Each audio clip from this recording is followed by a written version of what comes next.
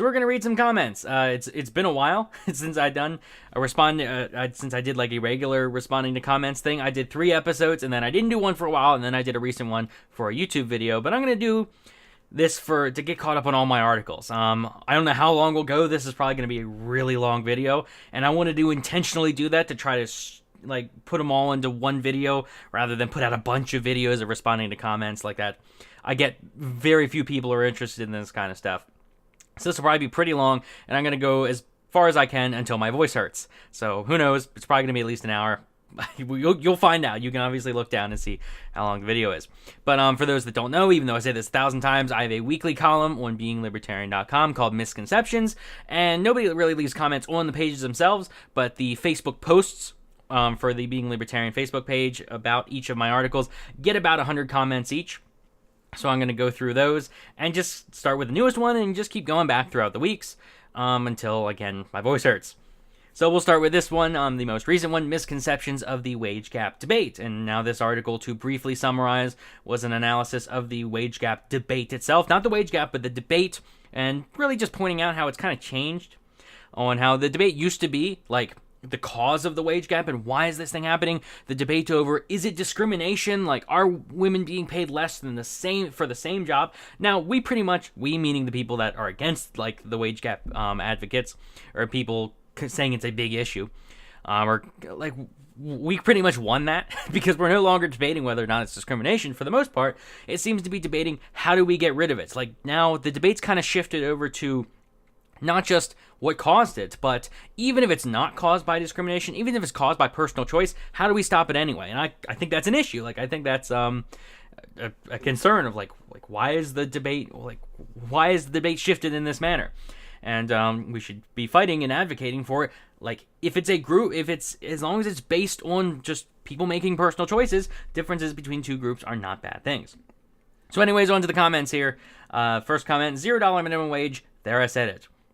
I guess I agree, but I don't think I ever brought up the minimum wage in my article at all, so I'm confused as to why this is here, but maybe that's just what people do. I don't know. Next comment, can't wait to own a business and pay women significantly lower wages to increase my profit margin. Yes, that is actually that's the best argument against the standard like women are being paid less for the same work argument, because that's what you could do as a business owner. If you're like, why would a business owner pay men at all?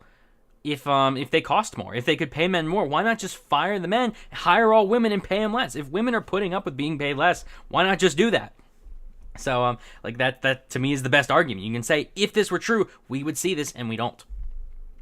Next guy says, there isn't a wage gap, there's a production gap. While men gravitate to STEM fields, women select lower-paying humanities degrees. Dangerous vocational fields that pay well are filled with men, while women tend to less hazardous, low-paying jobs.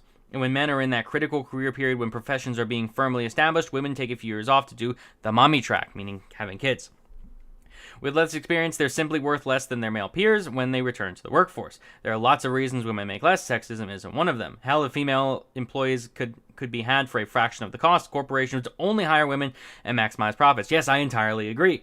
And they even point out, like, again, it's not that women are doing the same amount of like work in careers. It's that men are just going towards the higher paying careers. And even people even say like, oh, well, that's still a bad thing because women are doing all this unpaid labor. It's like, well, remember that money's not everything, right? Like, money isn't everything. Some people are fine with a lower paying job if it means better flexibility and that kind of stuff. So even though someone might be being paid less, if they're still making that decision voluntarily, if they're still going after a different kind of career path that pays less, and they could have gone for the more expensive one, but they didn't, it's like, okay, well, what you're saying is there are things other than money that are valuable to them, like when they work during the week, the kind of like that career that even though they'd be paid less is more fulfilling, that kind of thing. So that's pretty much it. That's pretty much all there is to that. Let's get rid of all of these tabs. Yeah. Equal Pay Act passed in 1964. Pretty sure if someone doesn't get equal pay at the exact same business with the exact same qualifications and the exact same experience, it's that individual's fault. Take it to court. It's already on the books, but now let's blame someone else and write another law exactly like what was passed more than half a century ago. Yes, it is currently illegal to do that. Remember, 1964. It is now illegal to pay to discriminate in that manner. And Vice Media, what was it that just got in trouble? Settled like for $1.9 million for underpaying women, and even then they weren't even like actually underpaying women for the same work. It was just an averages thing. So it's like, yeah, if you think you have a case, take it to court. Otherwise, you're probably missing some variables there. Facts. No matter how many times this wage gap claim is decisively refuted by economists, it always comes back. The bottom line, the 23-cent gender pay gap is simply the difference between... Okay. So they're pretty much saying the whole thing, and then a Jordan Peterson quote. We've already seen this stuff. But yeah, it's going to keep coming back because notice how, again, they're no longer talking about like the explanations for it. It's now just gap is bad, let's get rid of it. No matter what's the cause, let's get rid of it. And that's something we got to push back against. Just because there's a difference does not mean, just because there is an exact 50-50 parity doesn't mean there's a problem. The wage gap is real. I'm confused. 62% still believe it's due to discrimination. Yeah, I'm actually amazed that 62% still believe that. Then again, I sometimes forget. It's like, yeah, even though I've heard that claim debunked 1,000 times, and most of my friends, if not all of my friends, understand that it's not due to discrimination. Like, I still forget that, yeah, there are people that don't know this, even though I've heard it 1,000 times. Although, then again, remember, it's not that 62% still believe it's due to discrimination. Like, the way this survey was written, it just says 62%, and for context, that's what that's a survey I referenced at the very beginning of my article. Again, all articles are linked in the description if you want to read them and follow along, so you can see exactly what people are responding to. But yeah, 62% still believe it's due to discrimination. Not quite. 62% believe in the wage gap, and again, that's why it's become so muddy. It's like, do you believe that the wage gap exists? And it's like, I agree it exists. Like, it exists. I just don't think it's an issue, and I don't think it's due to discrimination. That's the miscommunication there. Although I think, I honestly think it's due to malice, that they're purposely misunderstanding that. I realized all this the very first time I heard of the pay gap. I knew what they meant was an earnings gap. Again, it's an earnings gap. Like, yeah. When you add tips, females probably make more. I don't know if that's true. I don't know what he means by tips, though. The truth about the wage gap myth. There is no wage gap. Again, when they're saying there's no wage gap, it's like, I acknowledge that if you take the average man and the average woman and compare them, yes, you will find a gap. Like, in that sense, the gap does exist, but it doesn't exist in the way they say it does. So when people say there's no wage gap, look at the examples they're using, because I see people that are saying, like, oh, we got to stop the wage gap. And they're absolutely appalled that people, like, reject that a wage gap exists. And it's like, no, this is what people are saying. Like, look at this this graphic here. They're saying the reasons why matter. And that they're saying that's why it doesn't exist. So yeah, there is no gap. Yeah. And again, I just explained that. Yes, we choose to do all the emotional labor and unpaid home labor because we want to, and not because men won't, or pretend to be unable to so they don't have to, or are actually incapable because their own parents taught them that they need to. I choose for my husband to be a man baby while he's sick. While I work, clean and care for the children while sick, and get criticism. This person cannot speak or type. He's sick while I work, clean and care for the children while I get sick, and get criticism for making sacrifices at work for my children. While if my husband leaves an hour early merely to show up at a children's event, he's a hero. While I worked late at night for a week on their costume and rehearse with them, I choose it. I can't tell if this. I really don't know what this person is trying to say. If they're just bitter and sarcastically saying yes, I choose it, or if they're saying like yes, it's a thankless job, but I chose it. I'm confused. But anyway, if you're finding that you're not happy in your whatever position you have, it's like, do something about it. Talk with if you think there's a work disparity with your spouse, like talk to them about it and work through it. Because actually there is an interesting statistic that shows, I have to remember, I can't remember exactly what it is, but essentially if you ask separately, like the husband to the wife or whoever, like who does more work, you or your spouse, pretty much everyone, is something like 90% of people say they're the ones that do the most work. So it's like, just remember, just to keep that in mind. It's like, are you actually doing more work? Have you gone through it? And if you are, then make sure, like, talk that out with your spouse. Like, that's someone you should be able to talk to. Sad that this has to be explained ad nauseum. Yes, it is sad. Very disappointing. I've noticed that they've dropped the second half of the original slogan, equal pay for equal work. Yeah, like, that's the thing. It's no, like, they dropped the equal work thing. That was the big myth part of it, was the equal work part. It's like, yeah, women, that used to be what it was about. Are they doing equal work? It's like, yeah, they are being paid for equal work. But now they're saying, oh, well, it's what kind of work? Like, well, they're talking about unpaid labor and childcare and all that. It's like, women are choosing jobs that pay less. That's the problem of, like, that's society's problem. It's the patriarchy, that kind of nonsense. So what you're saying is you're a racist, misogynist, privileged white male Nazi, and that's all you will ever be to any leftist. Yes, pretty much. I've been called a Nazi several times. I've also been accused of working for the Koch brothers and for George Soros in the same comment thread. My fiance and I work the same job in the same factory, and guess what? Same wage, same hours. Nothing's higher or lower between her or I. Funny that. Yeah. Like, that's the thing. If you are finding that all of the variables are the same, like if you're finding that someone else makes as much as you do, like, bring that up. Still waiting on that evidence because none has come up. Yeah, exactly. YouTube link, I'm not going to click that. The whole debate is, it seems to us, move us towards socialism. No longer do companies give people raises for doing a good job. It seems that the goal is everyone to earn the same wage. People change a lot of jobs. Why? People keep saying, oh, no one is loyal anymore. That's the reason. Well, honestly, from what I have seen over the years, when someone does more or works harder or is a better employee or salary, they aren't rewarded for that with a higher salary. Working more, being a better producer, etc., doesn't get rewarded by anything. Yes, I've seen that with jobs. Like, I've worked quite a few jobs where if you work like the real corporate jobs, if you do better or worse, like how hard you work sometimes doesn't matter, unfortunately, for those companies, which is a bad incentive to put on your employees, to where if, like, people learn that very quickly. If you get paid, or if you work really hard and you don't work at all and you get paid the same amount, people are going to learn very quickly. Like, that's the failure of communism and Marxism and that. Like, if you can do less work and get the same pay, you're going to do less work. So I fully acknowledge that. This is why people feel they deserve a working wage, whatever that is, that employers should just pay them for existing, whether or not they have a work ethic or whether or not they actually do the job they are supposed to.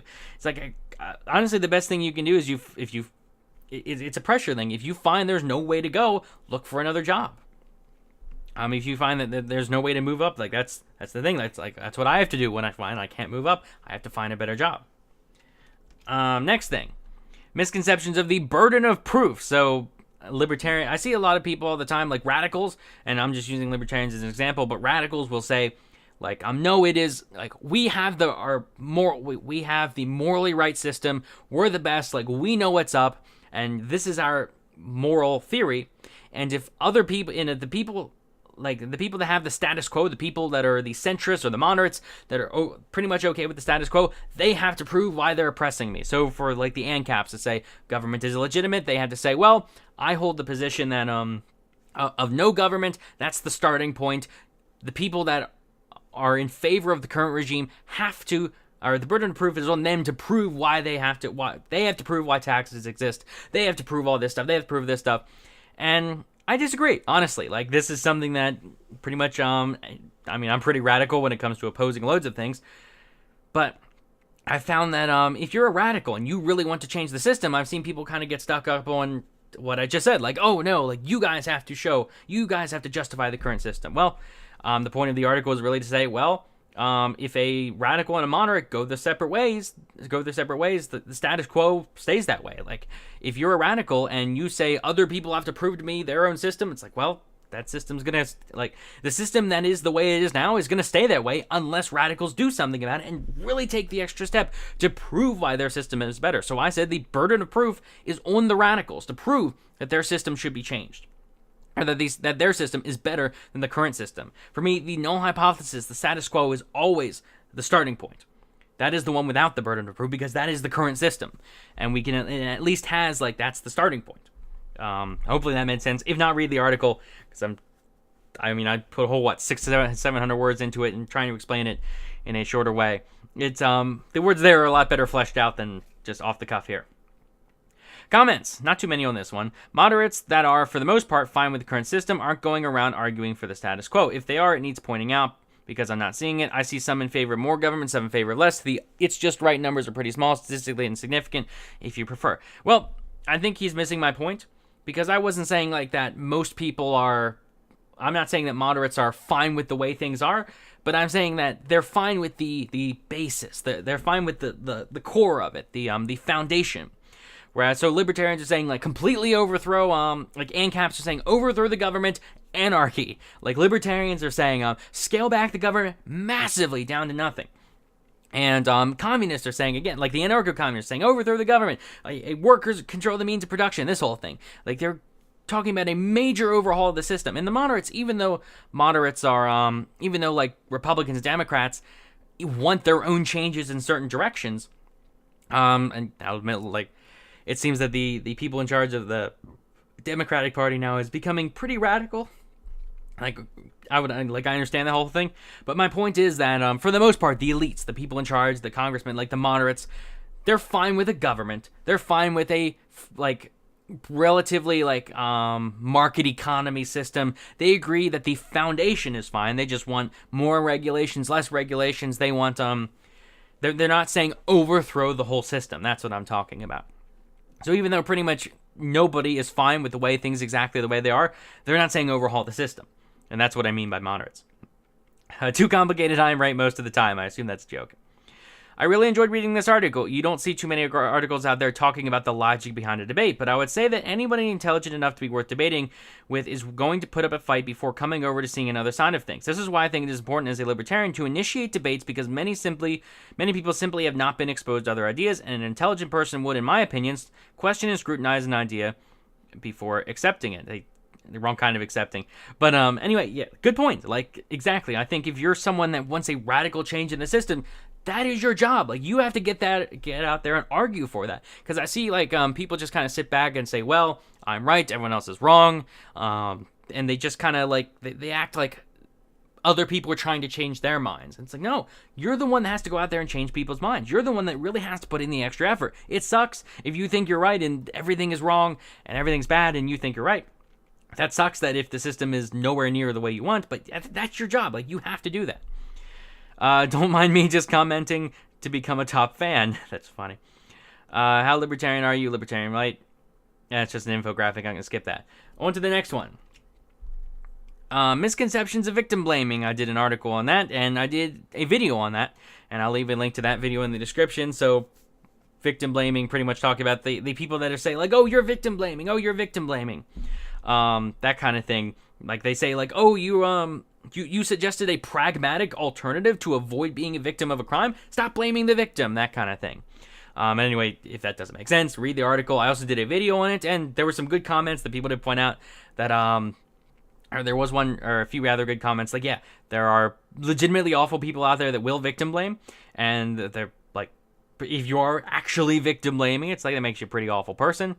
And yeah, I was pretty much referring to the people that, or in the context of the article, I suppose I'm talking more about the people that are like, yeah, like the normal people that we acknowledge, yeah, like, it's bad to be a victim of a crime, and to say, like, it's bad to be a victim of car theft, or someone stole your car, someone broke into your car, we acknowledge that's bad. So if I'm saying, here's, like, make sure your car is locked, if I recommend a security system, that doesn't mean I'm blaming the victim, that kind of thing.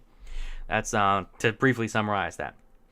So actually, that's the first comment here. Like locking my car, for instance. If I don't lock it, the chances of something getting stolen from my car are higher. That doesn't mean it's my fault that something was stolen. It just means that I can actually do something that may help me prevent it from happening. Exactly. Most criminals are looking for soft or easy targets, something that requires the least amount of effort versus the possible payoff or reward of their action. Lock your car, buy a taser, get your concealed carry, learn to use a knife, learn to become a weapon, travel in groups. It's not paranoia, it's preparation for the worst and hoping for the best. So yeah, like taking watching out or taking steps to prevent yourself from being a victim of a crime is not acknowledging that you are deserving to be part of a crime if you don't take those steps, kind of thing. Also, make sure you're teaching your children properly. If everyone taught their children ethical behavior and humility, it would assist in reducing the chances of these terrible things from happening. Make sure they are educated and get into a position in life where they don't feel the need to be terrible people. Some people are psychotic and are sociopaths. Even so, you won't bring it down to 0 instances, but you can bring it down further by doing all the above. So, that last part, in essence, make sure your child isn't a criminal. And yes, I agree. Like, I can't imagine that. I imagine that the vast majority of criminals out there probably didn't have a very good childhood.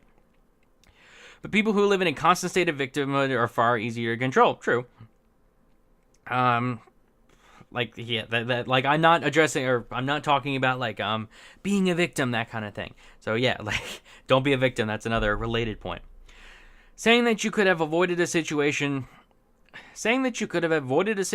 where someone did something bad to you only apologizes for someone else's bad behavior. People have the right to do what they want and go where they want without being violated by others. I think I remember this. I might have responded to this. 33 replies. I might have been some of those. I don't want to go through all the replies because that would take way forever. But yeah, this guy is exactly what I'm talking about. Saying that you could have avoided a situation where someone else did something bad to you only apologizes for someone else's bad behavior. No, it doesn't. No, it doesn't. To say that locking your car doors is going to reduce the chances of something being stolen is not saying that I'm apologizing for the people that will, or I'm not apologizing to thieves that will break into your car. I'm not saying that. That's the whole point of my article, is to say the exact opposite of this. People have the right to do what they want, sure, and go where they want without being violated by others. I never disagreed with that. Yes, people have a right to do what they want, yes, or as long as they're not hurting anyone else, the whole standard libertarian spiel. But yeah, people have the right to do that, but we live in in reality. You're going to... I almost said we live in a society. I almost became a meme there. In reality, we understand that, you have to take precautions. Sure, it would be nice. People should have the right to just leave their doors unlocked and not be victims of a crime. But unfortunately, that's just not going to happen. So I'm saying lock your doors, saying, take precautions so you're not a victim of a crime, is not saying, you somehow don't have that right. That's what they're misunderstanding. I think we should just establish Heinlein's penal colony on the moon. I assume that's from The Moon is a Harsh Mistress, which I haven't read. I've read Starship Troopers. That's the only thing I've read of Heinlein so far. And have done with it. Those who are forward-thinking understand that despite the constraints and costs in around a century, we'll get space Australians. Does not that fact alone validate the whole idea? Space Australians would be cool. I'm not entirely sure how that works. Shouldn't that read stop playing the victim? Kind of, that's a separate point, I guess. It's a related point, but not quite what I was going for. I'm going to go to a high crime area with wads of cash hanging out of my pockets. Don't blame me when I get robbed. That's victim blaming. Yes. Shouldn't that be stop lionizing victimhood? Yeah, again, related point. Sure, I'm also against the whole don't be a victim thing. Get over it.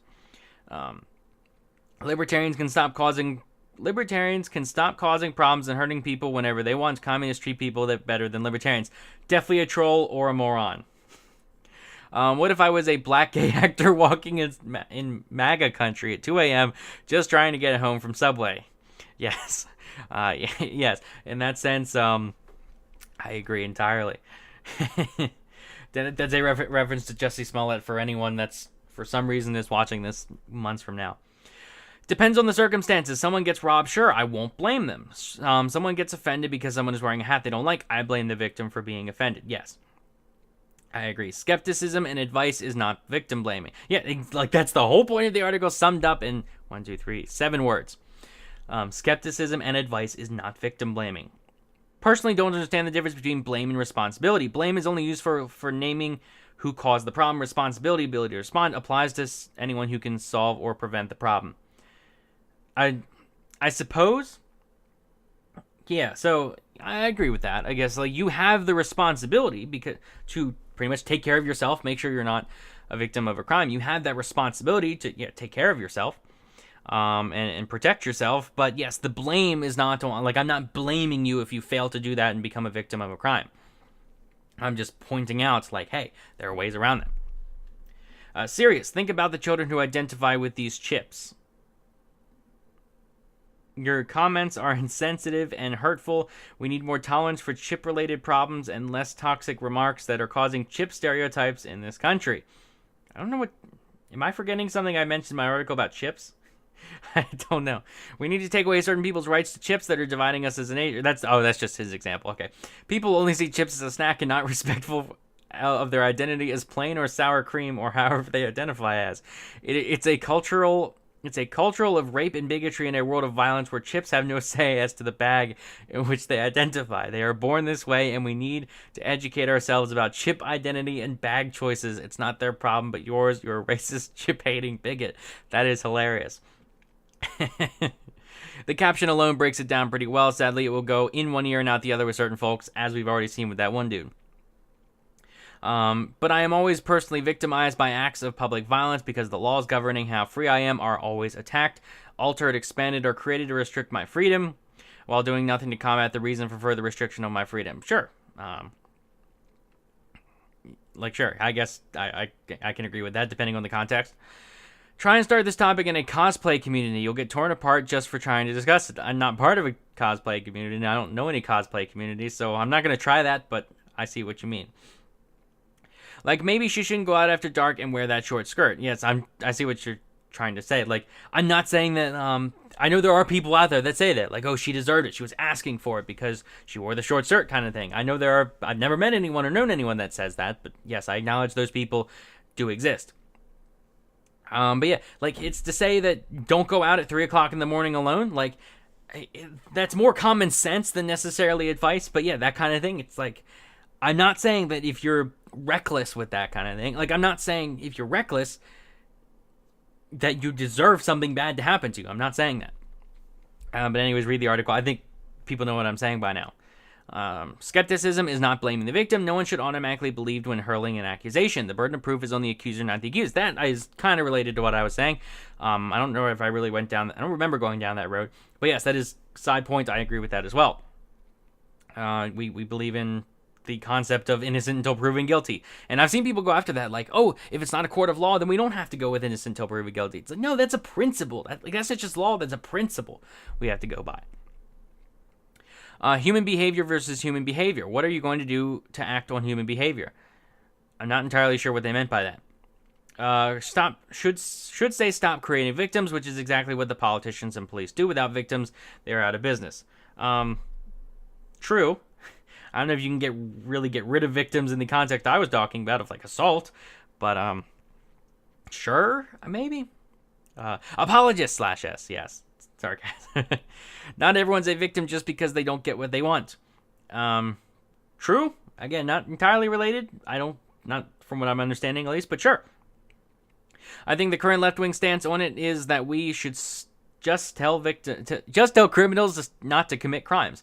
Anything else is victim blaming. Yes, I've seen that. Like, teach men not to rape. Like, teach the criminals not to commit crimes. It's like, sure, ideally, yes, but we can't exactly do that. Like, we can take steps, sure, of better parenting and just better principles and just making sure we hold people around us to a better standard of not committing crimes and not tolerating people that would consider committing crimes. Like, that's our job, is like to push these values of not being a criminal in society, of not stealing, of not murdering, of not assaulting people, that kind of thing. That's our job when we raise kids and all that. So we can take those steps, but just to sit back and say, like, oh, just teach the criminal not to be a criminal, well, there will always be criminals. So we got to take some steps on our part. It's what happens is, if you leave your car doors unlocked, if you, like, as it becomes easier to commit a crime, the incentive for committing a crime goes up. So you have to make sure that incentive stays down. I think the current left-wing stance on it is, I just read that. The whole, this is the same guy as earlier. The whole article, I think I replied to this one too. The whole article is a call for you to give up more freedoms and liberties because there are bad people that might want to hurt you. I understand in context, like, this is a libertarian page, so they're very anti-police. I was talking about police, or it's like a list that the police put out. Like, the police were the ones giving advice. And sure, like, I am skeptical of certain police advice. I'm skeptical of any government advice or any, like, authority or major powers advice. I'm skeptical of that. But no, this is not what I was even remotely saying. I'm not saying give up more of your rights. It's kind of like, when I say it's not a bad idea to lock your doors, I'm not saying give up your rights. Like, this, he didn't read the article, or he claimed he read the article, which, it's like, dude, reread the article. Like, stop putting words into my mouth. That is not at all what I said. Okay, what's your idea for a hashtag that virtue signals without solving anything then, Mr. Smart Guy? It's like, I think I'm understanding what he's saying. What's your idea for a hashtag that virtue signals without solving anything then? I assume he's making a joke. I might be missing that. I'm tired. It is not the victim's fault when something bad happens. However, it is a good idea for others to learn preventative measures from the situation. A higher authority can be trusted to protect you. That's pretty much, again, my entire article's summed up. That's what I was trying to say. We literally have a generation of victims now brought on by a bunch of assholes who think they're entitled to everyone's everything. Yeah, that is also true. This is why you get a gun, refuse to be a victim. Yes, that's the nice thing about gun culture. It's like, well, you could either in a culture where it's assumed that nobody has a gun in their house or nobody has any kind of self-defense. It's like, yeah, the incentive to commit a crime just went up. What was it? Just the Christchurch. There was like a 36-minute response time for the police. It's like that guy got in and out slowly. Like he wasn't in a rush or anything. He got in and out without taking. He even went back to his car and went back in, and then drove away. And then the police, like after 36 minutes, that's moronic. Coming from a third world country. Is he talking about France? Because I just noticed the French tricolor flag in his profile. Coming from a third world country, it was understood that you just did not do certain things to avoid trouble. We were always on the lookout for ourselves because justice does not exist there. Walking in a dark alley, distracted, wearing some clothes that call for attention, suit and a nice watch would get you robbed or killed. I understand why telling people to not make themselves as vulnerable and likely to attack is blaming the victim. It's like, yeah, like if you're someone that has a really expensive watch and you like very expensive clothing and maybe jewelry or that kind of thing, and you're walking in a very shady neighborhood, it might not be a good idea to do that. It might be a good idea to take off some of that expensive jewelry to make it seem like you don't have a bundle of cash on you, or that you don't, like, again, it's the incentive to commit a crime. It's like, that's just reality. I'm not saying that if you walk through with a load of jewelry on you through a dark neighborhood where there's lots of criminals, I'm not saying you deserve to be robbed if that ends up happening. I'm just saying, like, be smart. You have to take steps, and that's not blaming the victim. I unfortunately think that people getting ran over by cars in this country is crazy. In my country, we are driver targets, and everyone is looking out for themselves. But drivers in my country will back up and run you over again because a dead man is cheaper than a cripple. I was giving advice to look out for yourself, blaming the victim. So, yeah, I agree. This guy is apparently from France. Stop pretending to be victims. I agree. Nah, I blame victims. Humans are apex predators. It's our choice whether we want to be sheep or wolves. So is this someone? I'm confused. Is this person actually blaming the victim? I don't know. It's almost too simple. Stop being a victim. More memes. Blame Canada. I agree. I agree. Blame Canada. It's not victim blaming if you roll your eyes when a woman complains about being raped when she parachuted naked into a boozed up biker rally. This doesn't mean the hypothetical biker should be forgiven. Far from it. But stupid behavior often results in the tragedy. We know that. Well, I'm not exactly going to roll my eyes if a woman told me she was raped. No matter what she did, I wouldn't exactly roll my eyes there. Like that's bordering on the going a bit too far thing. Like I would still take that incredibly seriously and be like that again. I'm not saying the person somehow doesn't deserve that. It's like that this person might be taking a step too far from what I agree. You've done messed up, AA Ron. Who did it? I don't know if that's related. It's just memes. Spider-Man. This is just all more memes, isn't it? Reaching for anything now, huh? This page does more victim blaming. A shooter support the most hardcore conservative pages. This guy can't even type right. Yeah, I know he's complaining about this page, and that's dumb. It's a good page. And there's something to point out. Like, do people realize that on a media site, like being libertarian, like it's not... the page can post one article and then post a second article that says the exact opposite, and that's not hypocritical. Like, it's not a hive mind. Do people understand that? Like, I write whatever I want and I send it in and they publish it as long as it's related to as long as it's well thought out and it's related to libertarianism in some way or politics in some way. Like it's not a hive mind.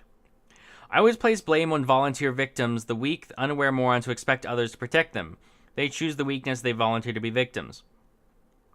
I don't know entirely what that means. I don't know if I blame stupid people for being stupid. I'm kind of misunderstanding that. By the same token, stop pretending victims of their own poor choices are victims. Yeah, if you make a choice. I'm not talking about like if you're a victim of a crime or anything. I'm saying you make a choice and that's the responsibility for those actions. Like if you make a poor choice and you understand the risk, or you could have understood the risk but didn't take that step to really understand the risk, it's like, yeah, I will blame you then if you make a decision and things don't work out for you but you're aware of the consequences. Oops, and then a tag. Okay, is this 3? We're on to the next one. Misconceptions of taxing the rich. So I mentioned all kinds of things about just having the rich pay more taxes is not a way. It does not justify. Like if you want to pass some kind of government program, like the Green New Deal was one that I believe I mentioned. You can't just be like, oh, the rich will pay for it, or just raise taxes on the rich. And that I kind of mentioned, yeah, that's not exactly a good idea, because eventually you get to the point where there's so much money that the rich just aren't going to pay it. They're going to leave, or you're going to tax all of their income, and they're going to run out of money. Something like that. And then I also criticized the idea of paying their fair share. It's like, okay, if you're going to say the rich aren't paying their fair share, tell me what that is. Like, give me a number. Give me a number that's backed up by math that says this is their fair share. Here's it's not just an opinion. I'm saying defend that number. Why is it that number? Why is it not higher or lower? Because you know what's going to happen. Like, most people that say the rich aren't paying their fair share don't even know what the rich pay. So it's just, honestly, I'd say lower taxes. Like, lower taxes. The people are complaining about loopholes. It's like, yeah, just lower the taxes, make things simpler. Like, it's kind of hard to avoid paying taxes when it's a simple flat tax where, like, it's so simple that there isn't a loophole, that kind of thing. But yeah, that's the point of my article. Most of the 19-year-old liberals with 2 semesters of college that I hear screaming about taxing the rich is because of jealousy and not an understanding of economics. Personally, I'd like to see the current money spent better, like less $600 screwdrivers and $1,200 toilet seats. The politics of envy is not a good thing. Like, people say, oh, the rich has more than me, and they're jealous and angry, and that, like, that's not a good way to be. That's not a good view to have, or perspective to have. Maybe cut back the military that is already more than the next 7 countries combined. I thought it was more than the next 10 countries combined, honestly. I am all for cutting back military spending, and that's not because, conservatives will probably get mad at me for that. It's like, I just apply that to the same way I apply everything. Like, giving more money to a program does not mean it works better. It's at the point where if we're spending all this money on the military and it's still not enough, there's a problem with our military. Like, it's not that they're not getting enough money. It's that you got to get rid of the inefficiencies there. Something like trillions, it was something like $17 trillion, I think it was, over a decade that the Pentagon just kind of lost. If we don't even know where it went. It's not in the books. It's just gone. It's like, okay, maybe address that. Like, that's the thing. We can have a great military, and we could cut the military spending in half and still be better than it is now because there's so much inefficiency. Work on cutting out the inefficiency. More money for a program does not make it better. And that's how it is, like, with Department of Education, where I'm opposed to increasing spending for the Department of Education because it does not correlate at all with better test scores. It's like zero correlation. More spending for that program or for that agency and better test scores. So cutting funding does not mean I am anti-education. It's the same kind of thing. The federal government could literally confiscate 100% of Jeff Bezos' wealth. They would need to sell a ton of assets to access it, for argument's sake. It would fund the federal government for about 2 weeks. Let that sink in. Oh, that does remind me. I did mention something in the article about how, like, there are people out there that actually believe that that rich people just have, like, a wad of cash stored somewhere in bank accounts. Like, they just keep all their money in offshore bank accounts. Like, no. Most of their money is in assets. It's not in cash. It's in rather illiquid stuff. Is that a word, illiquid? I think so. The one thing that these tax the rich people fail to realize is that it's not the 1940s. Back then, you could levy a 90% tax because where would the businesses go? Where were the businesses going to go? Today, it's the businesses could just leave like they could back then, I suppose. But the 90% tax, I think I did reference that in my article as well. Like, people say, oh, they paid 90% back then. Well, actually, they paid like 20, 30%. And it's just that there were so many loopholes that 90% just didn't apply. Today is far too easy for them to pack up and set their business in another country because of the massive amount of technology and transportation we have today. Also, why am I the only person that realizes this? No, I agree. Like, that's the thing. You disincentivize business, and businesses are going to pack up and leave. The only reason Switzerland and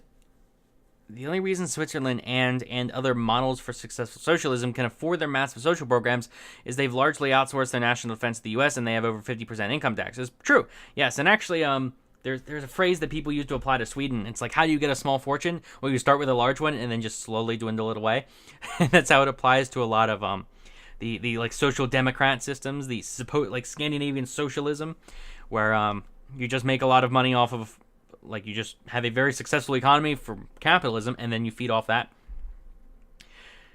There is so much misinformation, it's really hard to see through the fog to see what is true. When there was a 90% tax rate for individuals, those people had tons of loopholes and ways to avoid that tax. True. Most of these loopholes have been closed. What we should focus on, in my opinion, is what is an ideal rate for money collected based on need. Meaning, is 20% ideal? I mean, I don't really care about need. That's the thing. I'm opposed to basing things on need because it's like if you base things on need, people get less what they like. The needs are less fulfilled. The nice thing is if you focus that's the thing I think people misunderstand about capitalism. How if you focus things on like greed and profit and wants and desires rather than need, people's needs are fulfilled better. Like actually, believe it or not, where that's an externality where people don't have to be all kind and nice and charitable for things to be better. Like people can actually be greedy and concerned with their own businesses and things will still get better because of the externalities. I think that's what people misunderstand. Like motivation is not entirely what it's all about. Like you can have people motivated by greed and they will be better off. But like two people that make a transaction, like when I go to a store and buy something, that store profits, I profit. We were only concerned about our own profits and yet we helped one another. That kind of thing. I've read a lot of articles lately. They are reporting on the Trump tax cut, but not on facts, but how people perceive how much they pay. Nothing quotes actual numbers if people are paying less total federal tax or more. Also, they have report that revenue is up, but then they also say that without the tax cuts, we would have a lot more revenue. This is disingenuous because they are assuming people would be making as much money. For example, if a business makes $1 million and pay 20%, there would be a revenue of $200K. Now they get a tax cut to an effective rate of 10%, which gives them more working capital, and they expand, which results in $3 million profit, and they would pay the new rate of 10%, there is a tax revenue of $300K. Democrats would have, you believe that they would have paid $600K, so it was a huge break for the rich, while there is only an example that is exactly how it works. See, pretty much, he's referring to, I believe, like the Laffer curve, which the Laffer curve, remember, it is a curve, so I believe it was Robert Murphy that even pointed out that most people actually misunderstand, even the people that like explain the Laffer curve still kind of misunderstand the Laffer curve. So what the curve essentially says is, kind of what this guy said, what this guy said and more, that if you were to lower taxes, revenues for companies will go up, and therefore they will pay more in taxes. And the reason it's a curve is what people sometimes forget is there is a peak. So there is a point at which you can lower taxes. Like if you lower taxes from 30% to 0%, even though those businesses are going to make more revenue, you're not going to get your money back in taxes. You're actually going to get less in taxes because it's 0%. So same thing with like 1%. Where if you lower taxes from 30% to 1%, the government's going to get less revenue, if that's what you're concerned about, being government revenue. Even though you lower taxes, you lowered it so much that the business would have to grow. I believe the numbers would be have to grow so much to be able to where the revenue would go up. So in that sense, like it's not beneficial for the government to lower it all the way to 1%, but you can lower it a certain amount along the curve till you find that peak level of you can tax people enough that you're still going to make enough revenue or whatever it is, cut taxes, whatever it is. You got to find that point on the curve, the ideal number of taxes, while still not hurting the company enough to where you hurt your own revenue, if that makes sense. This belief also assumes the rich are getting regular paychecks like your average Joe, just much larger, which is not true. There are actually a lot of rich CEOs, I think their paychecks are like $1 a year. They make $1 a year because they just make money other ways and not through a salary. The rich have a lot of control over how and when they're paid. It's not strange for them to go years without paying themselves. True. You raise their taxes, they can simply stop paying themselves. Excuse me. While they move their wealth somewhere else, it's more favorable to pay themselves. True. What incentive will the wealthy have to work and employ thousands of people? Corporate headquarters and the wealthy will all move offshore. Say goodbye now if Lizzie Kamikaze Harris or Frito Beto Boy. Are those, or is it? I think they're trying to talk about Kamala Harris and Beto O'Rourke. I gotta be honest. Tangent a bit. I gotta be honest. Like I think some of the stupid names, like the stupid twisting names for like Beta O'Rourke is a funny name. I think that's like calling someone Beta instead of Beta was a funny name. But when you get to like Kamikaze Harris, it's too much of a stretch to where it just seems dumb. Gotta be honest. Yeah, it's something that the names bug me to that point where you're going that far to where it just doesn't work. Chunk Yogurt is a good one for Chunk Yogurt. I honestly thought that was hilarious. I didn't think it was that funny, and then the more I thought about it, I said that to someone and they burst out laughing. It's like, okay, that actually is a bit funny. The author doesn't not understand how taxation works in this country. That's a double negative. So I do understand how taxation works in this country. We do not tax wealth in this country. The rich would not liquidate their assets to pay a tax. Pay your fair share doesn't refer to a pie-in-the-sky ideal percentage. It simply casts light on the differences of effective tax rates. Does it? I've heard lots of people say the rich don't pay their fair share, and they're just talking about closing loopholes.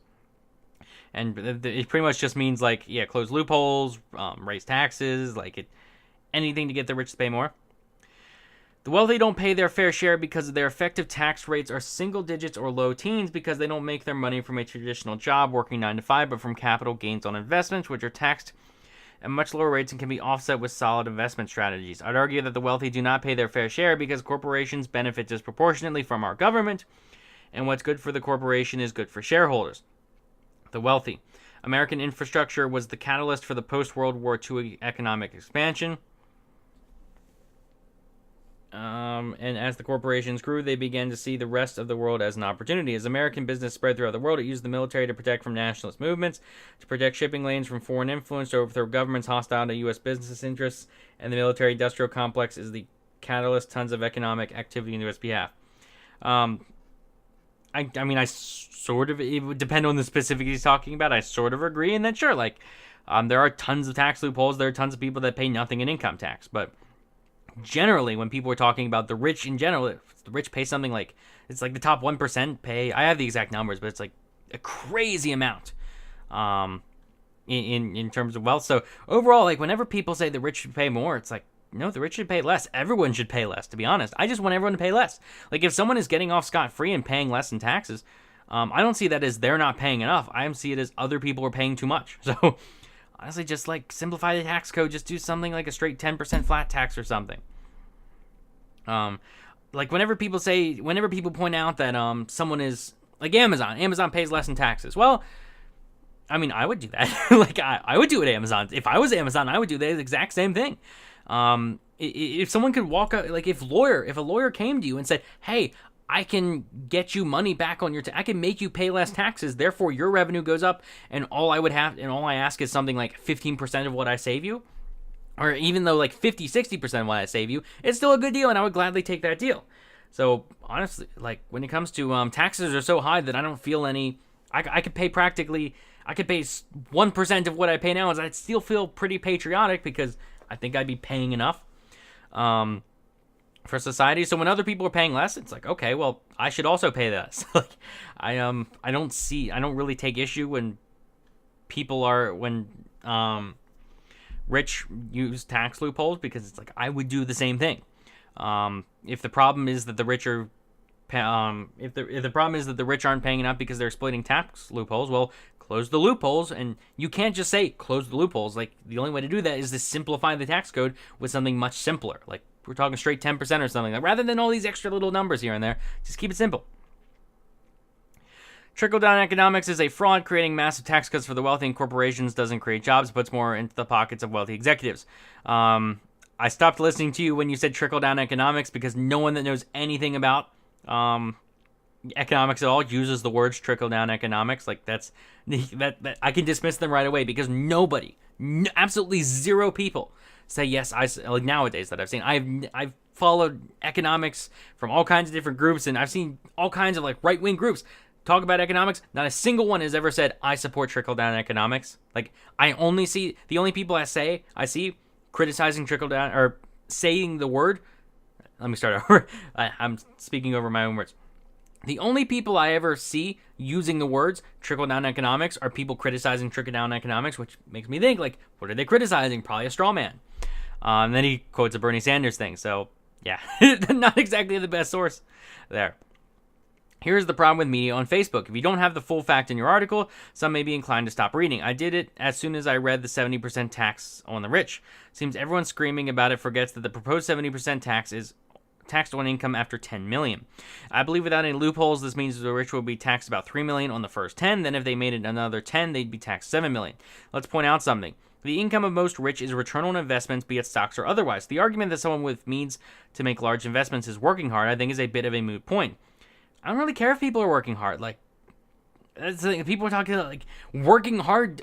The harder you work does not mean you deserve more money. I think people forget that. Like, sure, construction workers work really hard. Like, that's a lot of work. That's a like certain entry level jobs. Like, I did more physical labor in my first job than my current job. I get paid twice what I did in my first job. And I think I deserve twice the payment because that first job didn't work. Like, anyone could do that. Anyone could do that job that I did. I worked at Hershey. I worked for Hershey at their Chocolate World attraction. Like, I worked there. Anyone could do that job. And that's why I deserved such. What did I get paid? $8 an hour or something like that. I think it was $8, $8.25, I think, if I remember right. Now I make like almost double that. So honestly, like it's because it's, even though I'm doing less like hard work, it requires more. Like there's more to it. This isn't much of an entry level job that I'm working. So yeah, that's my point with that. Like when I see people say like the rich aren't working that hard, it's like, okay, I don't care. It all depends. Are they producing? And like people that invest money, that is producing something. It's not just messing money around. Sure, there are people that have the stock that have the certain stock algorithms that can make little changes, buy and sell stocks in like split seconds like that. Sure, I understand the criticisms there, but for the most part, like you don't have to be working physical labor to make money like that. How hard you work physically or how much like work you do is not necessarily how much you're worth or how much you should make, because some work is more valuable than others. If you tax the rich, they will go somewhere else. They will take their money out of our society. Yeah, pretty much. California, no. Okay, I might wrap it up soon. I have like 4 more articles up on tabs, but as you can tell, my voice is starting to get scratchy, and I'm starting to stumble over my words. California knows we've lost all kinds of business due to higher taxes. Yes, so you can see like the very high taxed areas, the businesses just leave and go to the next state. I like the common sense, straightforward approach of his article. Now, if we can just get others to read information like this instead of relying on The View to get their political opinions. Good to hear. How about not taxing anyone? Yes, I want taxes as low as humanly possible, which honestly is probably just a few percent. I think what I'm thinking of what government should do can probably get by on just a few percent of taxes. Everyone pays like 3% or something like that. I really think that would be enough to fund our government, to fund the important things. This is in all caps. Oh no, it isn't. Called out for tax evasion. Now, it's a Now This Politics link. Called out for tax evasion for historian Rutger Bregman at Davos Economic Forum. Full of banners, and they need to step up and pay their fair share of taxes in the U.S. during the presidency. And Eisenhower, war veteran, the top. Okay, so this guy doesn't know anything about anything. He's quoting the 91% tax rate, which is incredibly misleading. All of the U.S. billionaires have a combined net worth large enough to fund the entire U.S. budget. For about 8 months, yes. I know I couldn't get away with this. Amazon not paying federal income taxes with $11.2 billion in profits. Fortune.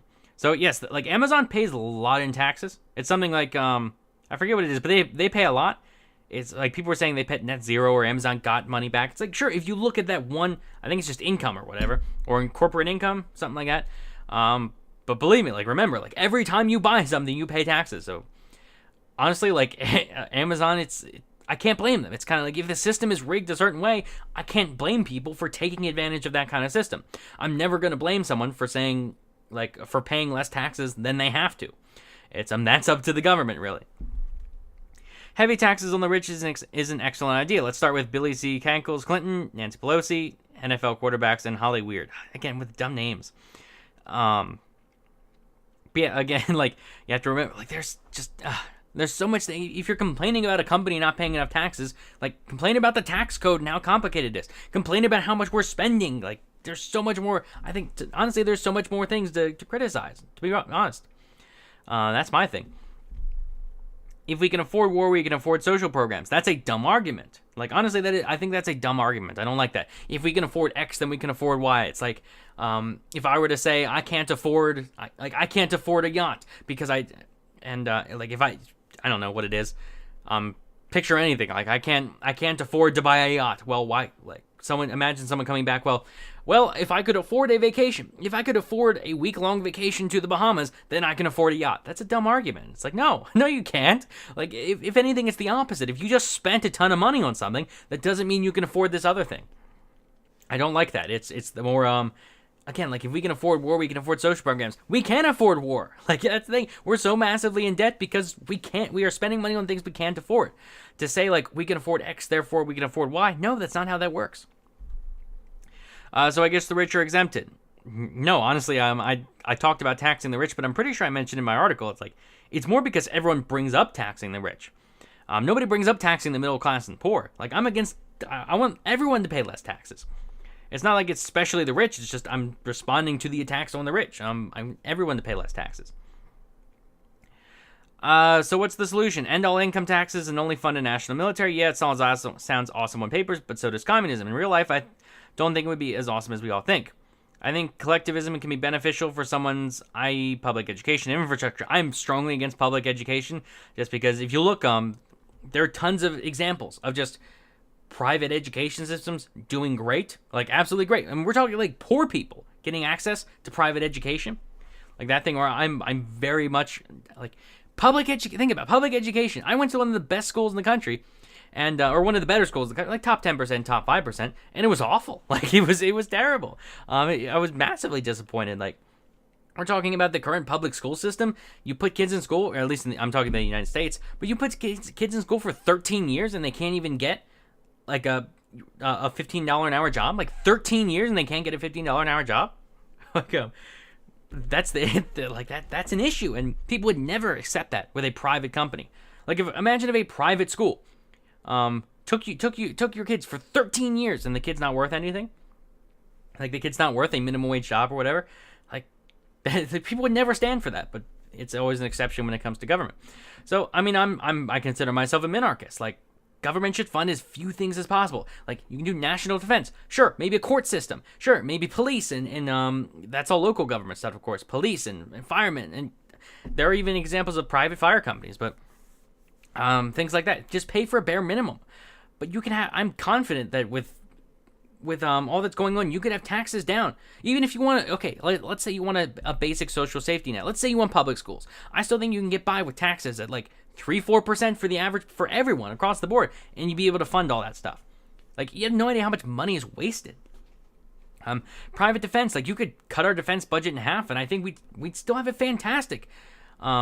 We still have a fantastic military. And again, when I say cut the military budget in half, I'm not saying cut the military in half because again, there's so much inefficiency. Why don't you focus on that?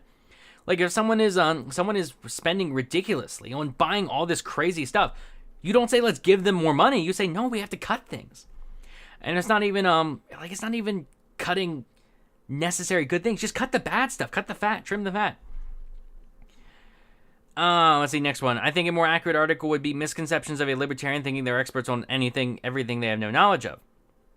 Like, okay, that's not an argument. That's not a rebuttal. It's just, if you have something better, write an article, link to an article. If you think you have something better, say, like, provide it.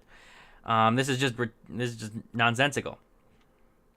And then someone correcting his grammar below. That is hilarious. They have no knowledge of. I thought that was grammar. I don't know. Murder in country highlights its lacks murder laws. You can't legislate away bad behavior.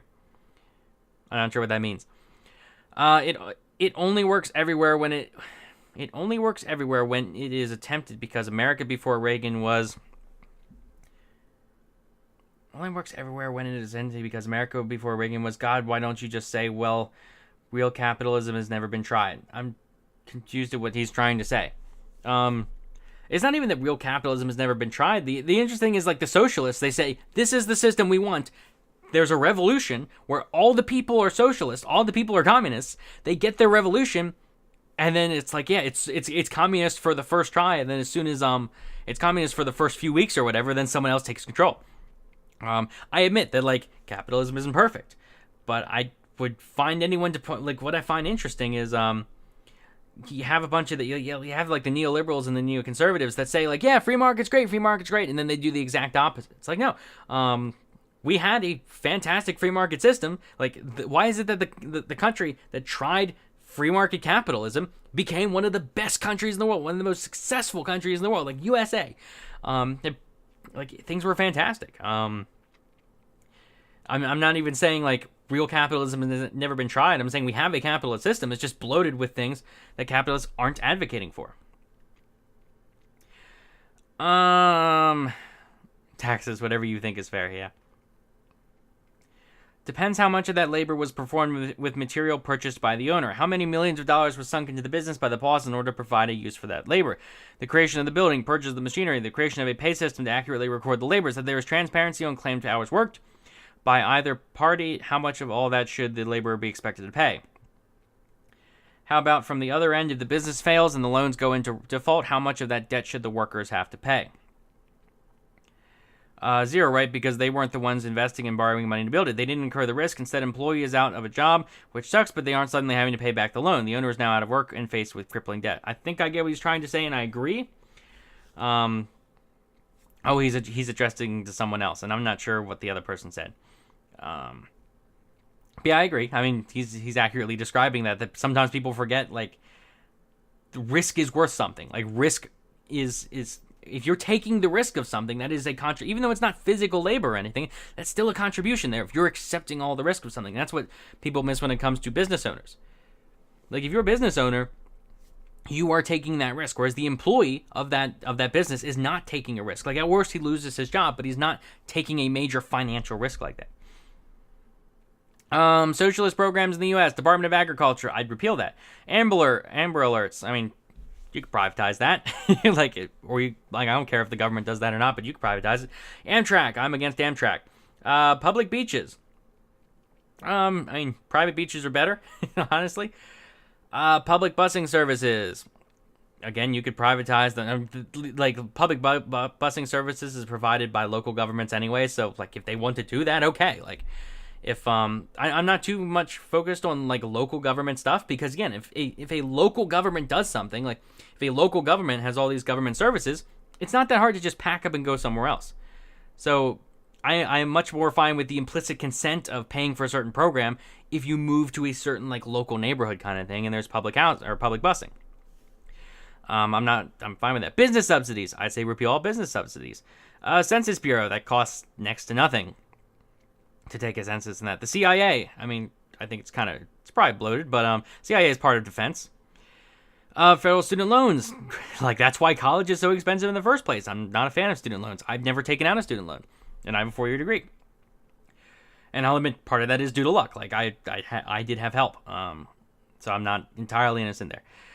The court system, sure, that is a function of government. Dams. I mean, I don't understand why you couldn't privatize that. Public defenders. Isn't that with the court system? Disability insurance. Why can't that be private? Department of Energy. I say repeal it. Shut it down. The EPA.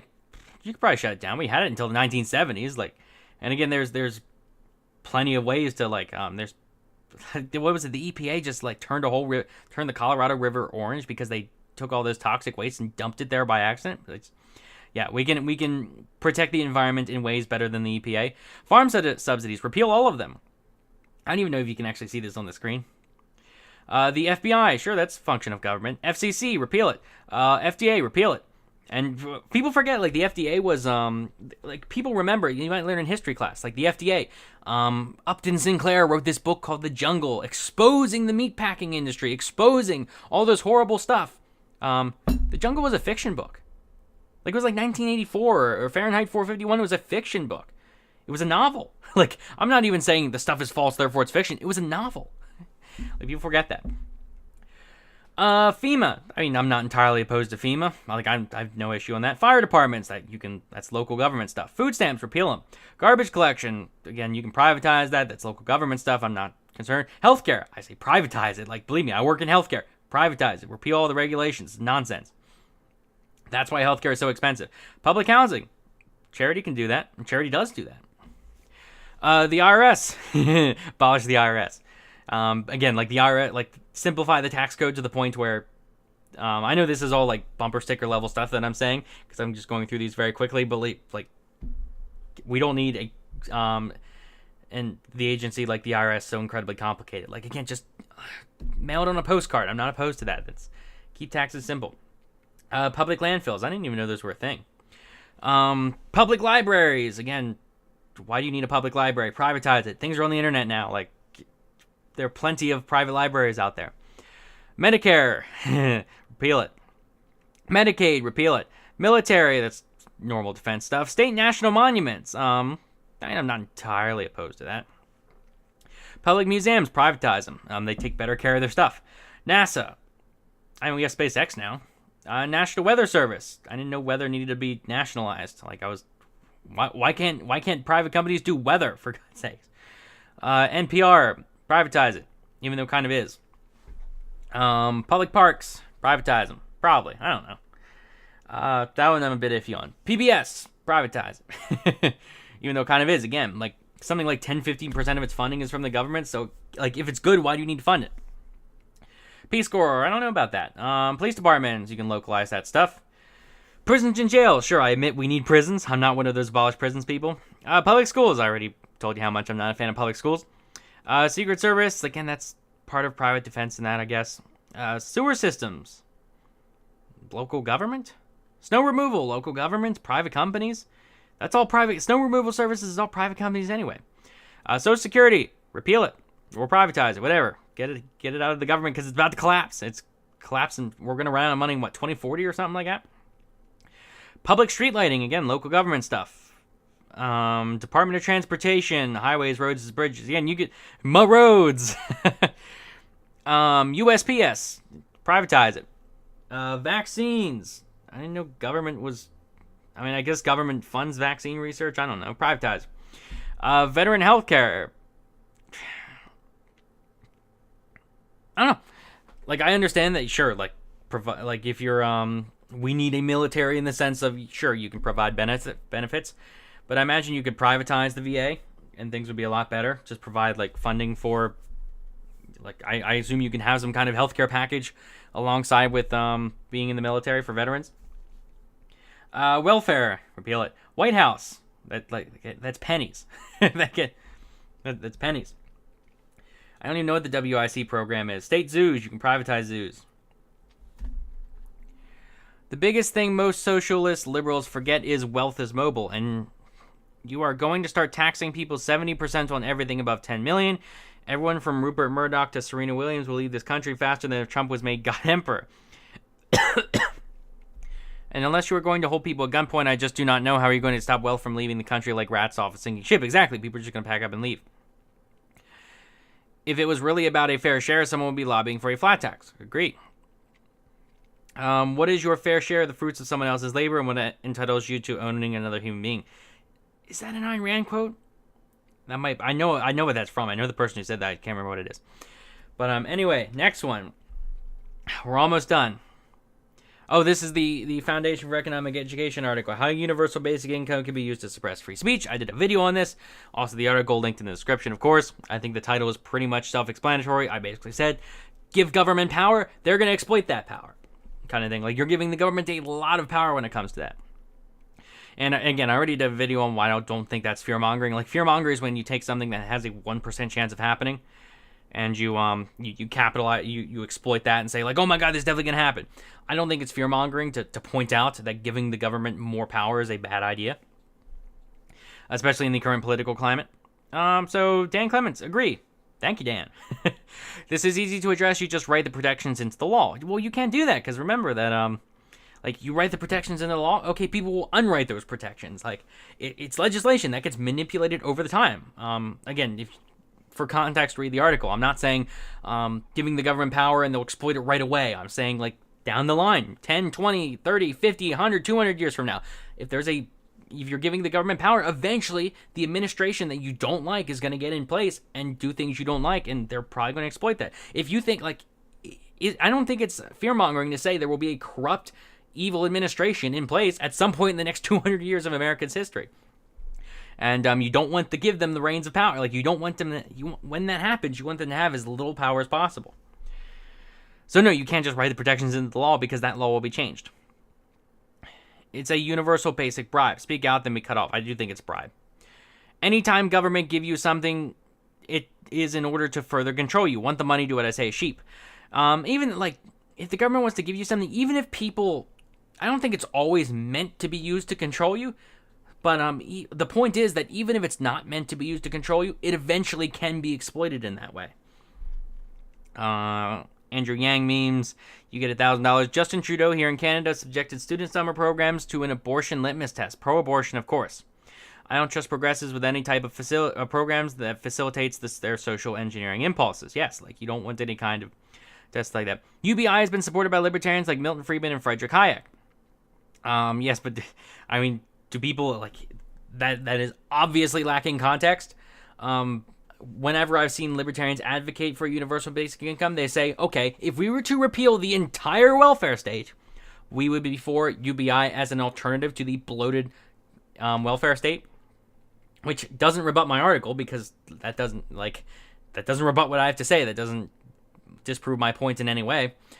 I didn't even yeah, anyways, to continue, what they're leaving out is that, yeah, like libertarians said, it's a good alternative to a massively bloated welfare state, but let's be honest, are we really going to repeal, like, how many people would really be, how realistic is it that we would have UPI and repeal the entire welfare state? Like, it's not going to happen. The best way to share wealth is via free enterprise, which makes things less expensive to purchase, in direct opposition to the dole. I agree.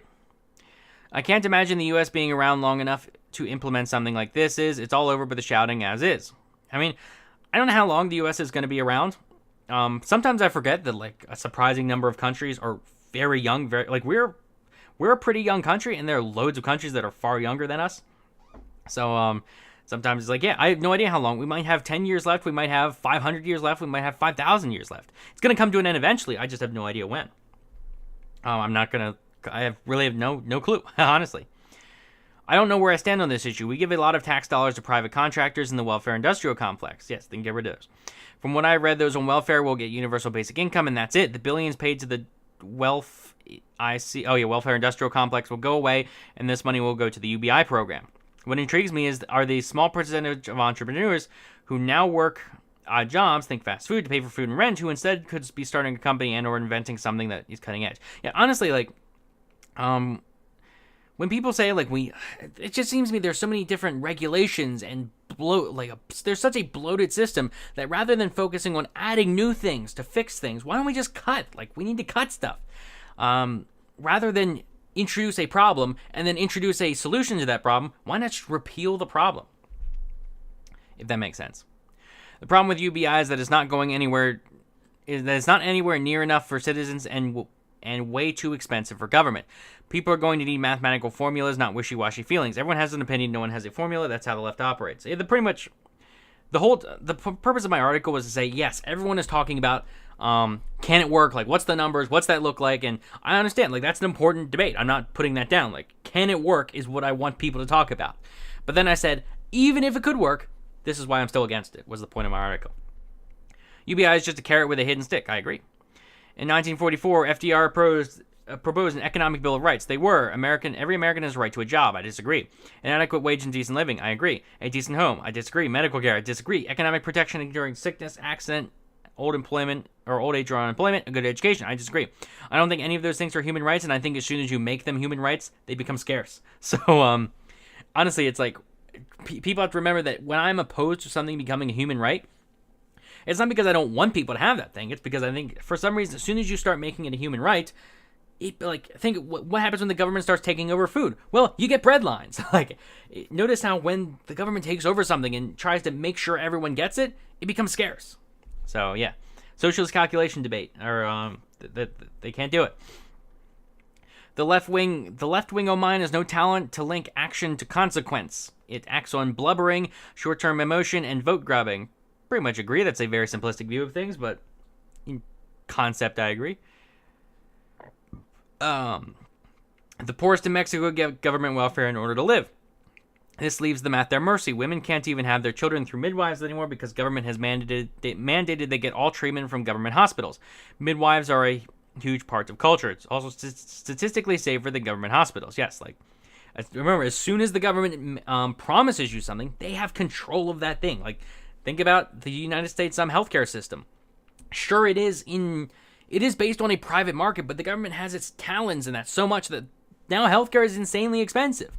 Like, notice how whenever they try to promise something, whenever they try to guarantee a right to something, it becomes expensive. Like education, healthcare, the big two. Why are they crazy expensive? Because of all the regulations. I'll take UBI over the welfare programs in place now. The unfortunate truth, though, is that they would never go away. They wouldn't be a replacement, but a supplement. Exactly, I agree. Like, if you could tell me right now that you would get rid of welfare programs, like the entire welfare state, and replace it with UBI, I'd be willing to have a conversation. Like, I'd probably still say no, and the point of my article is to say probably still no. But I'd at least take a second look at it. I've taken a second, third, fourth, and fifth look at it. I'd take another look at it. If you were going to say that the entire welfare state would be repealed, we know that's not going to happen. F.A. Hayek, communist. I assume this is Hayek's. I'm not going to read all that. This is Hayek's claim as to why a UBI is a good thing, I imagine. But yeah, they're ignoring the point that it'd be a replacement to a welfare state. And even then, like, they can be wrong. I disagree with them in this sense. Quick math. Even then the math is fuzzy. You would not get money, you would get credits that the government could track every penny you spend and block any transaction it didn't approve of. Yeah, I've seen people say, like, you just get a straight $1,000 to do whatever you want, and who knows, it might be a credit system instead. As we do with, like, food stamps, I believe is like a kind of like card credit system kind of thing. But yeah, it's not good. UBI is the stupidest idea ever. Why? Well, it's not the stupidest idea ever, but it's a dumb idea. UBI would have to have many strings, and the more strings, the more loopholes. Exactly. There's no such thing as a free lunch. Remember that. What's it stand for? Tatanstaful? I think if you just pronounce the acronym. Yep, it is basically coercion will easily become slavery. That's a dramatic way of putting it, but in principle, I agree. In the sense of, yeah, when you start giving someone free stuff, they have hold over you. There are strings attached. I'll never accept it. Okay. This is a bad article. By definition, UBI is unconditional. No strings attached. By definition, it can't be used to manipulate people by threatening to withhold it. So what you're saying is, by definition, communism works for everyone. By definition, everyone is equal under communism. It's like, no. By definition, everyone under communism has access to food and doesn't have to work that much. It's like, by definition, communism has no hierarchy. It's like, yeah, the definition doesn't matter. It's what matters is what happens in reality. Yeah, because the left dreamed up some BS that capitalism is inherently racist, which is a bunch of shit, lol. It's a funny way of putting it with some spelling mistakes, but okay. Democratic Socialism United. Unbelievable, the fear-mongering. Again, I already addressed the fear-mongering thing because I knew about this comment. How many here know that UBI is a libertarian idea to replace all welfare state programs with a cash grant and cut down and privatize services? Okay, but I don't think Democratic Socialism United would be really in favor of exactly what they're saying here. I don't think they'd be in favor of getting rid of the entire welfare state in return for UBI. Somehow I doubt that. Is this the last article? Oh, geez, I have one more yet. Okay, I can do it. I think I have one more. This is the last one I brought up, but sure, we'll go through it. It's an hour and 17 minutes, but I don't know. This will cover, 6 articles? I think that's good for some time, and I like answering comments. It's just, a lot of it's on the fly, so I know a lot of the things I'm just kind of, like, I haven't done the research for, so I'm just kind of saying what comes to mind, so I get that some of these things I probably said that I might disagree with 5 years from now. I might make an argument, then later hear a better argument. But yeah, I just like responding to comments. It's an interesting brain exercise too, because it's like I am kind of put on the spot here because this is a video. People are going to watch this video. Once it's out, it's kind of out. Like, even if I take it down, there's still always that chance that it's still out there somewhere. And it is a nice exercise to be able to, like, kind of get on the fly. Like, okay, here's an argument, respond to it. Like, while you're being recorded. I can't exactly, I guess I could stop the video and start with everything, but no. And I will say the whole reason I do things in this kind of format, a more off-the-cuff format to begin with, is because I am bad, and people understand this, I am bad at just kind of off-the-cuff speaking, in that I say lots of likes, and I have lots of the verbal tics that I need to work on. And honestly, part of the reason I like responding to comments is because that's practice. That is practice to speak better on the fly, and, like, I know I'm bad at debating because the perfect argument to win a debate just never comes to mind when I'm in the middle of the debate, so that kind of stuff. We're almost done here. My voice hurts a lot. Labels are used as a prop. Okay. Oh, anyway, more misconceptions of the far right. So I wrote an article, Misconceptions of the Far Right, which was rather popular. It got like thousands and thousands of views. Then I wrote more misconceptions of the far right, which, to summarize, basically, it's just a list. I was just documenting pretty much all the mainstream attempts to say X is far right, X is far right, and it turns out they're actually all classical liberals and center left-wing people. One of the examples in this article was Tim Pool. But yeah, just to point out that the term far right means nothing and not to trust it. If you see someone being called far right, it's probably not true. Labels are used as a propaganda tool to shut down the opposition. Only tyrants like to label people. I kind of disagree. I agree with the first part. Labels are used as a tool to shut down people. Second part, only tyrants like to label people. I kind of disagree because labels are, like, that's part of language. It's nice. It is true that when you label people, you put them into a box. But we do that for a reason. Like, the reason we have labels is because that makes things easier. Like, if I call you if you say you're a libertarian or conservative, like I say I'm a libertarian, that doesn't tell you what all of my views are. That doesn't tell you what that doesn't tell you what I'm going to say about something. But it does give you kind of a basic gist of where I lie. And that's what we need to use with labels. For one, be accurate with your labels. Like, never use labels as an insult. Just use labels as they're meant to be descriptors. They're meant to be part of language, and language is a tool.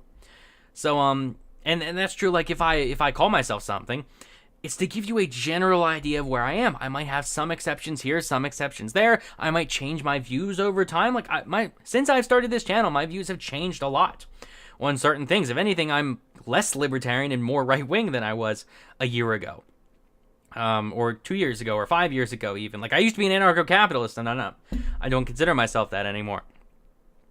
Even though I still kind of favor them in the sense that, like, I have good relations with them, and I look back on that time fondly.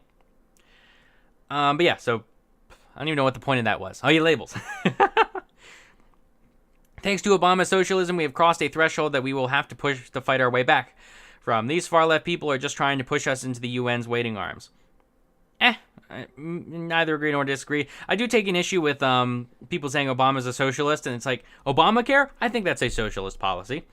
Well, actually, no. I take that back. It's a very bureaucratic policy. Medicare for all, I think that's it's a policy that overlaps with socialism, but social democrats are also for it. And I do acknowledge there's an issue with when you call. I do understand there's an issue when you take something that's left wing and get out of there. I understand there's an issue like when you call everything socialism, it loses its meaning. So like Scandinavia, Denmark, Sweden, Norway, those are very left-wing countries. Those are very mixed economies, but they're not socialist economies. So I do kind of take issue with that, where they have Medicare for all, but they're not a socialist country. You can have individual policies that are socialist or based on socialism, that kind of thing. Jeez, why is everyone responding all of a sudden now? Oh my God. Well, I lost it. So now I'm over here. I lost that. Now I know how to get it back, and I don't want to. I'm done patching up this. I'm not going to edit and cut back and patch. So we're going to end that here. Because for some reason, everyone has decided now to start commenting on other threads I've commented on in other chats. That was from the Liberalists. If you're not part of that group chat, join it. Or if you're the group, not group chat, but the Facebook group, join it. It's like 10,000 people in there, and they're all cool. So I guess I wanted to end by scrolling down and say there's loads of articles I didn't get to. We stopped at misconceptions of the far right. Or more misconceptions of the far right. There's also misconceptions of the far right, misconceptions of good intentions, science deniers, democratic socialism, 3/5 compromise. There's 5 pages of this, of my articles on this site, but we went through all of the top ones. But yeah, just all of these articles will be linked in the description. In fact, I might just link this page. No, I acted like I was going to link the individual articles when I started this video, so I'll do that. But yeah, I thought this was fun. I know not many people are going to watch this. This is very long. I don't know if I would even watch an hour and 30 minutes of me rambling this stuff, but it's. I feel better when I respond to comments, and like I explained why I did it earlier. Like, it's a good verbal sparring of being able to come up with arguments and responses on the fly. That's kind of why I do this. My voice really hurts, so I'm going to do something else that isn't this. Probably edit this and maybe try to compress it down into a shorter size, so when I upload it, it's not 10 gigs. It's not actually going to be 10 gigs. But yeah, let me know what you think in the comments section. Like the video if you enjoyed, subscribe for more. Dang, there was another thing I was going to include, but I'll do that later. There was an email I was going to respond to, but later. Maybe I'll do that as a separate video. Like the video if you enjoyed, subscribe for more. Let me know what you think in the comments. If if there's anything you specifically agreed or disagreed with on any good points, make sure to point them out in the comment section. Any good arguments I made, any bad arguments I made. Let me know, because I do know my audience is rather like, I know specific subscribers that are pretty left-wing, and I'm not left-wing, and subscribers that are more right-wing and more libertarian. So I definitely have I am glad that I have a pretty diverse audience in that sense. Like, if someone is left wing and they are like, I'm not just talking about like liberal, I'm talking about like progressive or something, and they think I'm worth subscribing to, I appreciate that. Like, that means a lot to me. And that person is automatically okay in my book, because I don't judge people by ideas. I judge people by their value systems and their view of the world, and like just willing to have conversation, willing to learn things. I'm rambling. So thanks for watching.